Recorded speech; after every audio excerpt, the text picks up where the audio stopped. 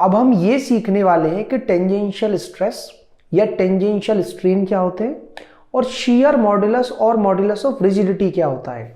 मान लीजिए हमारे पास कोई एक रॉड है या कोई एक सिलेंडर है जिसकी लेंथ तो है L और इसका क्रॉस सेक्शनल एरिया है A, और मान लेते हैं कि इसका ये जो नीचे वाला फेस है वो बेस से या फिर किसी एक सपोर्ट से फिक्स कर रखा है हमने। अब हम क्या करते हैं, इसके ऊपर वाले फेस पर एक टेंजेंशियल फोर्स लगाते हैं। टेंजेंशियल फोर्स आपको पता होना चाहिए, एक ऐसा फोर्स जो क्रॉस सेक्शनल एरिया को टच करता हुआ लगाया जाए उसे हम टेंजेंशियल फोर्स कहते हैं। अब देखिए, जैसे ही ऊपर वाले फेस पर एक टेंजेंशियल डिफॉर्मिंग फोर्स लगाया जाएगा तो ऊपर वाला जो फेस है जो पहले नीचे वाले फेस के रेस्पेक्ट में पैरेलल था वो उसके रेस्पेक्ट में थोड़ा सा आगे की तरफ डिस्प्लेस हो जाएगा कुछ इस तरह से, और जैसे ही इसकी शेप में चेंज होगा तो बॉडी के अंदर रीस्टोरिंग फोर्स जनरेट होंगे जो ये चाहेंगे कि बॉडी अपनी ओरिजिनल शेप को रीगेन करे। और हम ये मानकर चल रहे हैं कि ये जो पूरा प्रोसेस है वो इलास्टिक लिमिट के अंदर अंदर है। जैसे हम डिफॉर्मिंग फोर्स हटाएंगे बॉडी अपनी शेप को रीगेन कर लेगी, और इस सिचुएशन में बॉडी के अंदर जो स्ट्रेस जनरेट होता है उसे हम कहते हैं टेंजेंशियल स्ट्रेस। और स्ट्रेस की डेफिनेशन आपको पता होगी कि बॉडी के अंदर जनरेट होने वाले रीस्टोरिंग फोर्स और क्रॉस सेक्शनल एरिया जिस पर वो रीस्टोरिंग फोर्स लग रहे होते हैं उन दोनों के रेशियो से हमें क्या मिल जाएगा, बॉडी के अंदर का टेंजेंशियल स्ट्रेस। और ये बात भी आपको पता हो कि ये ऊपर वाला फेस जो पहले नीचे वाले फेस के पैरेलल था उसका रिलेटिव डिस्प्लेसमेंट होना तब बंद होगा जब ये डिफॉर्मिंग फोर्स और रीस्टोरिंग फोर्स बराबर हो जाए। तो स्ट्रेस की डेफिनेशन में होता तो restoring force per unit cross sectional area है, लेकिन फॉर्मूले में हम बाहर से लगाए गए डिफॉर्मिंग फोर्स को ही डालते हैं क्योंकि फाइनल वैल्यू जो होती है रीस्टोरिंग फोर्स की वो बाहर से लगाए गए डिफॉर्मिंग फोर्स के बराबर ही होती है। तो ये हो गया टेंजेंशियल स्ट्रेस।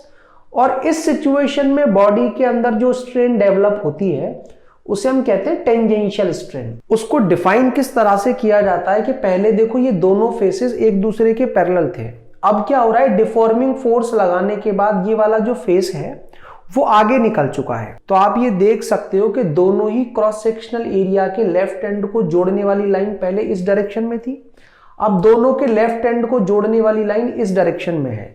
मतलब आप कह सकते हो कि वो जो लाइन है अपनी इनिशियल डायरेक्शन से डेल्टा x डिस्प्लेस हो चुकी है।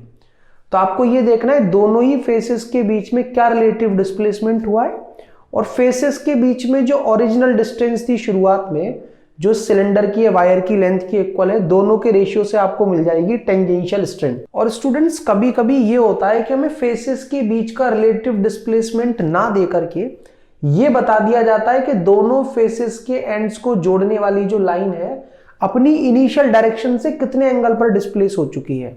तो अगर आप इस वाले एंगल का tan थीटा निकालोगे, क्योंकि ये वाला एंगल 90 है, तो tan थीटा किसके इक्वल आएगा, परपेंडिकुलर जो कि डेल्टा x है अपॉन में बेस जो कि L है, क्योंकि 90 डिग्री के सामने वाली साइड को तो हम हाइपोटेन्यूज कहते हैं। तो ये जो डेल्टा x बाय L है उसको हम tan फाई भी कह सकते हैं। फाई ध्यान रहे वो एंगल है जितने एंगल से ये लाइन अपनी इनिशियल डायरेक्शन से डिस्प्लेस हुई है इस टेंजेंशियल डिफॉर्मिंग फोर्स को लगाने के बाद। और अगर एंगल बहुत छोटा है 10 डिग्री से कम है तो हम tan थीटा को थीटा भी लिख सकते हैं। तो tan फाई क्या बन जाएगा, फाई। बस ध्यान रहे कि इस बार जो आपका एंगल हो वो रेडियन में होना चाहिए, क्योंकि एंगल की जो एसआई यूनिट है वो रेडियन होती है ना कि डिग्रीज। और स्टूडेंट्स बात करें अगर टेंजेंशियल स्ट्रेस और टेंजेंशियल स्ट्रेन के यूनिट्स की, तो इसका यूनिट क्या होगा, फोर्स अपॉन एरिया से न्यूटन पर मीटर स्क्वायर, और डेल्टा x और L दोनों के यूनिट्स मीटर मीटर होंगे तो स्ट्रेन हैज नो यूनिट। और इसका डायमेंशनल फॉर्मूला क्या होगा, जैसे ही आप फोर्स को एरिया के डायमेंशनल फॉर्मूला से डिवाइड करोगे, मतलब mlt-2 को L2 से डिवाइड करोगे तो उसका डायमेंशनल फॉर्मूला आएगा ml-1t-2। और स्ट्रेन की जब यूनिट ही नहीं होती है तो डायमेंशनल फॉर्मूला भी नहीं होगा। और ये बात भी आपको पता हो कि ये सारा का सारा जो प्रोसेस है वो इलास्टिक लिमिट के अंदर हो रहा है।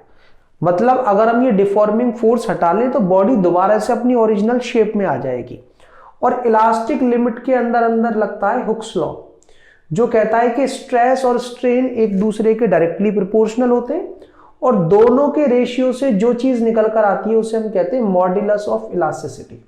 यहां पर जो स्ट्रेस हम डिस्कस कर रहे हैं वो है टेंजेंशियल स्ट्रेस, और उसके करस्पॉन्डिंग जो स्ट्रेन है वो है टेंजेंशियल स्ट्रेन। और ये दोनों होते क्या है वो मैं आपको समझा चुका हूं। तो टेंजेंशियल स्ट्रेस की जगह हम क्या लिख सकते हैं, F/A।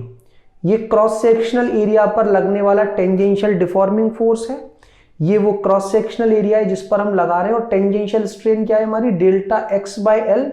L कहां चला जाएगा, ऊपर। और ये जो स्ट्रेस और स्ट्रेन है इन दोनों के रेशियो से जो मॉड्यूलस ऑफ इलास्टिसिटी निकल कर आता है उसे हम कहते हैं शियर मॉड्यूलस या फिर मॉड्यूलस ऑफ रिजिडिटी। स्ट्रेस की unit Newton per metre square होती है, स्ट्रेन की कोई यूनिट नहीं होती।